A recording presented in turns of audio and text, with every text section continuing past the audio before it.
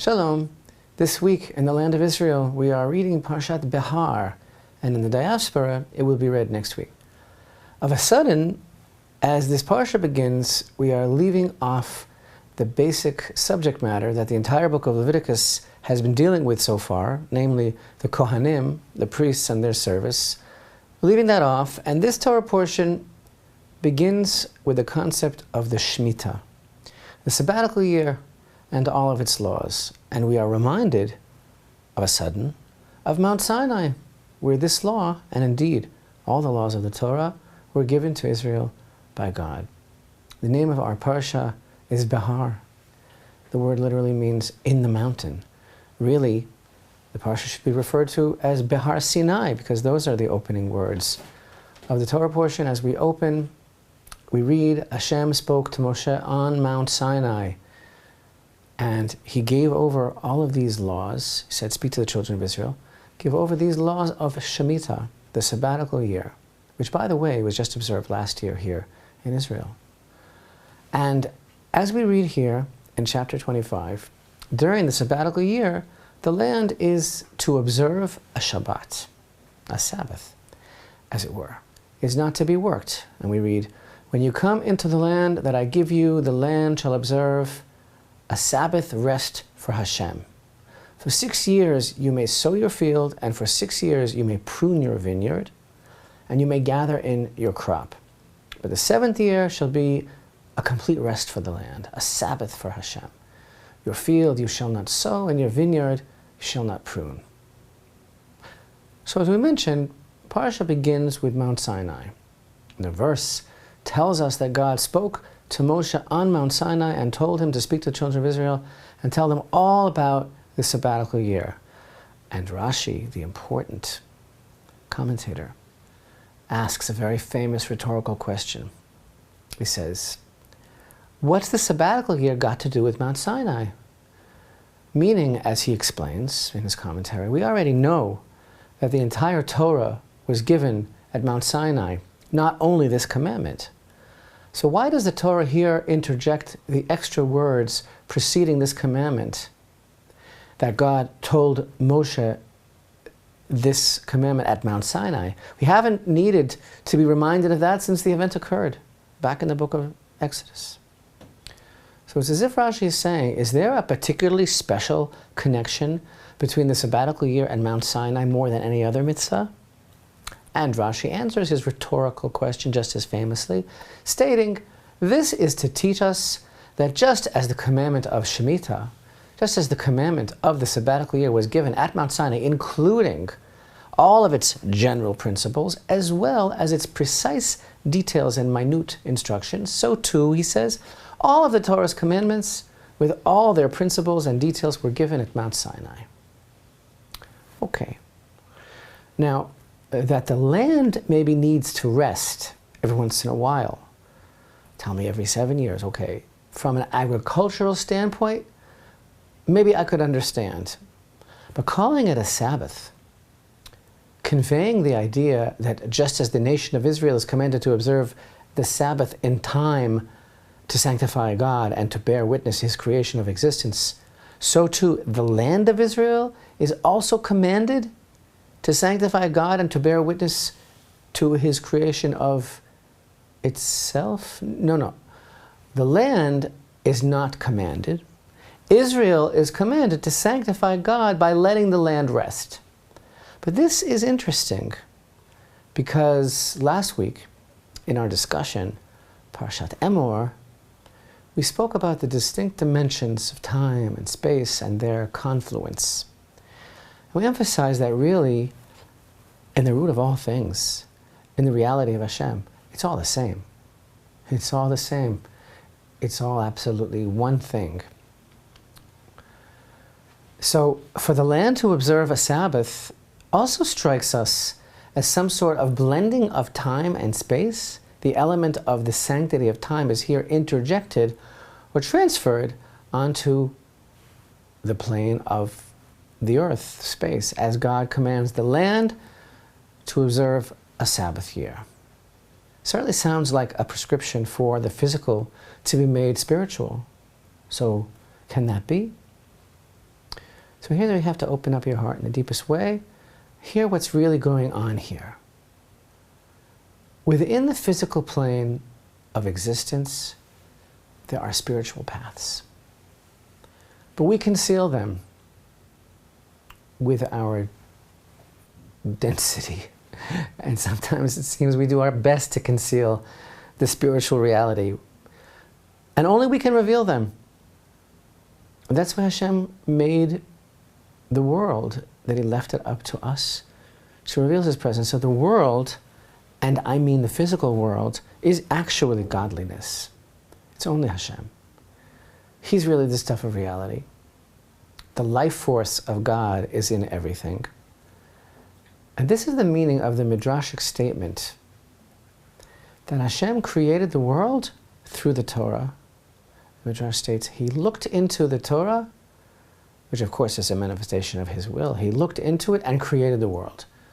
So if we look into the Torah also, we are to find Him, but also if we would look into this world, we would find Him.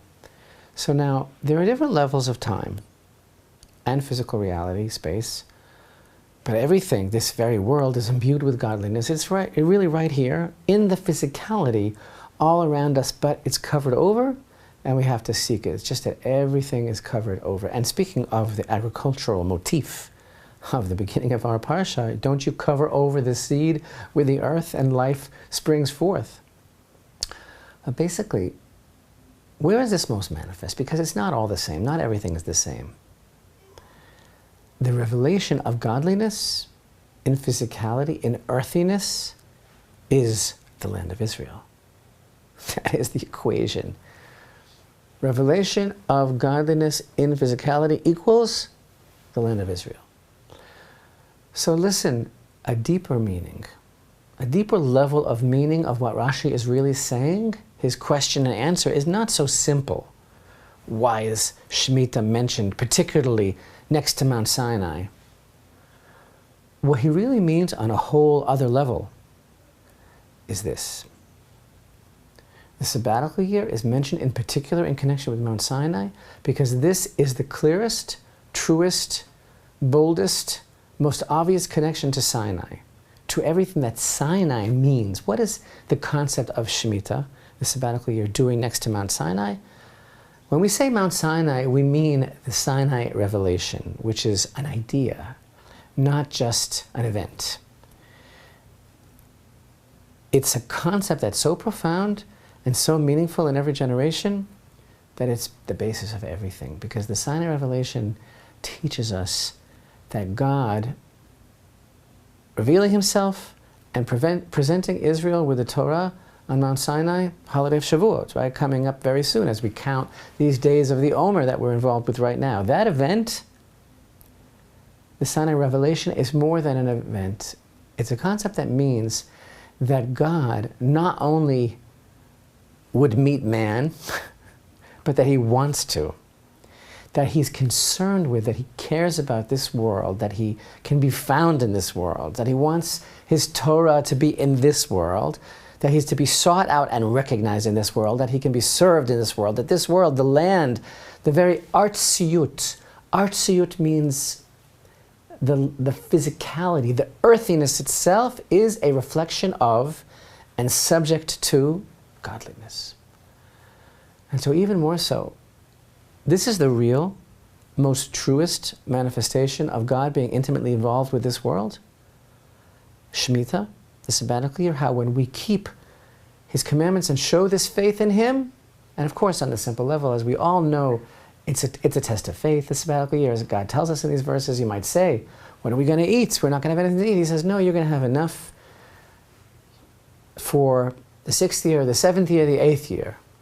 But when we keep these commandments and show this faith in Him, we are literally infusing earthiness with godliness. And speaking of the counting of the Emor, a commandment of spiritual growth that we are occupied with right now during these days, based on a commandment found in Parashat Emor, in Leviticus 23, to count for yourselves 7 complete weeks from Passover to Shavuot. Does that pattern in time seem familiar from this week's Torah portion?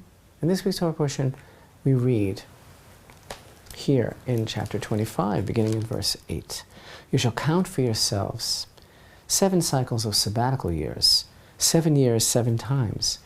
The years of the 7 cycles of sabbatical years shall be for you 49 years.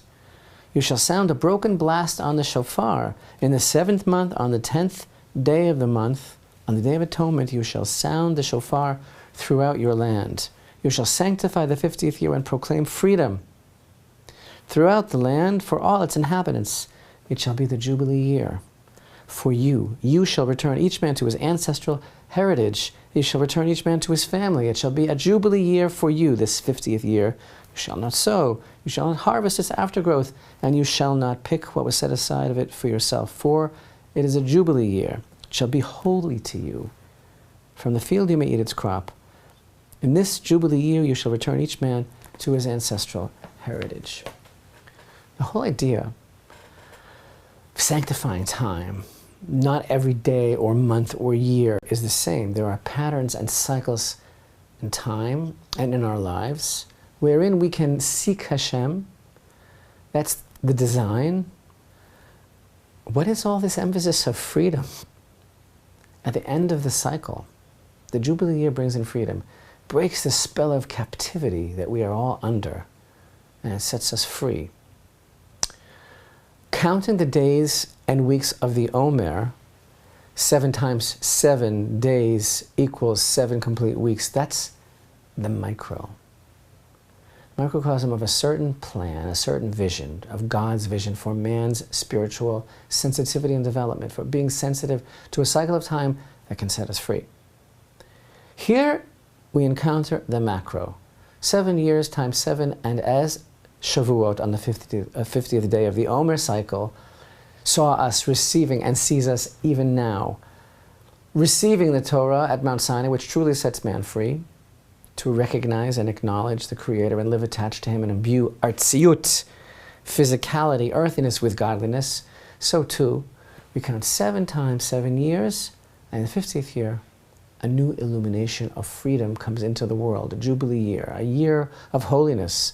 And the freedom comes from the cycle itself, from living a life of looking in everything for godliness, from the cycle itself, which is a sanctification of time and life and our physical world. It's a year of return. This is all about recognizing, seeing the spiritual root of all things and allowing for a return, reclamation on the personal, national, and ultimately on the universal scale. Each man returns to his family, to his ancestral heritage. The land returns, and you proclaim freedom.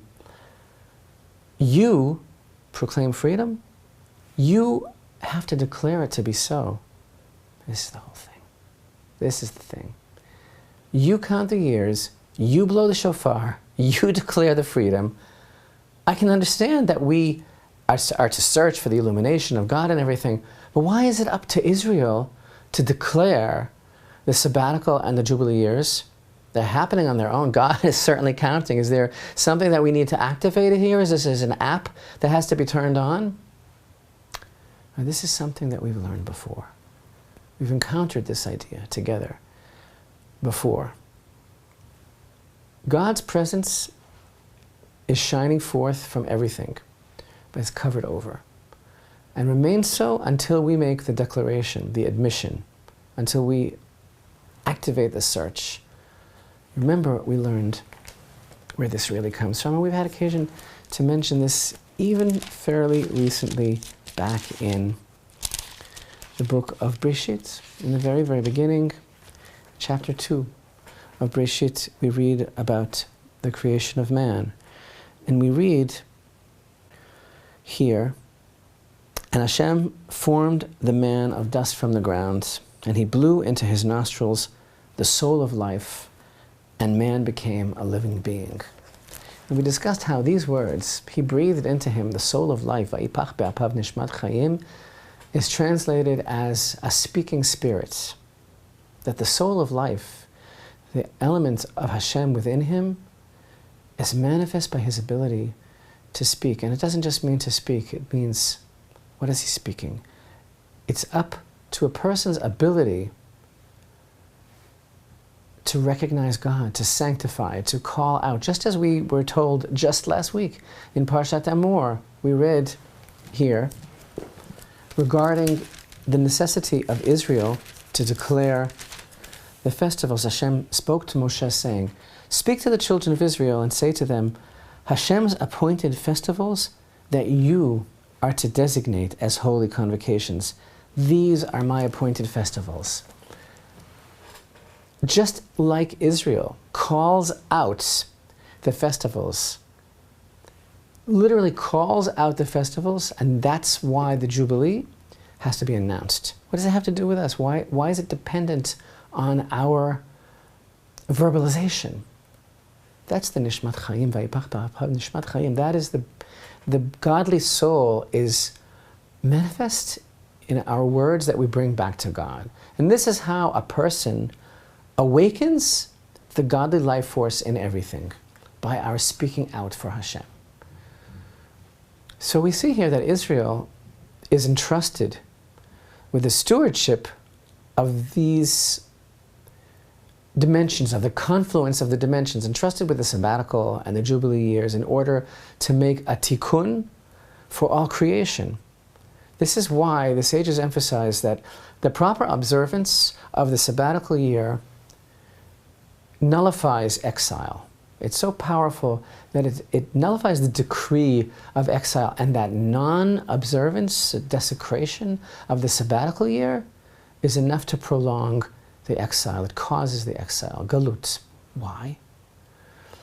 Because the shemittah sabbatical year injects an illumination that comes from beyond time into time, and the earth shall rest. What does that mean? And the earth shall rest. It connects with its very life force.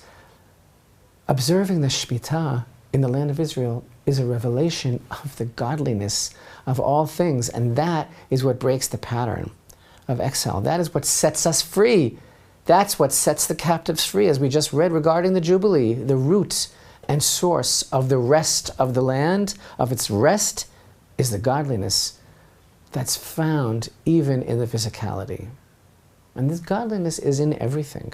It's up to a person to recognize it and declare it, to find it, or God forbid, to deny this life force in everything.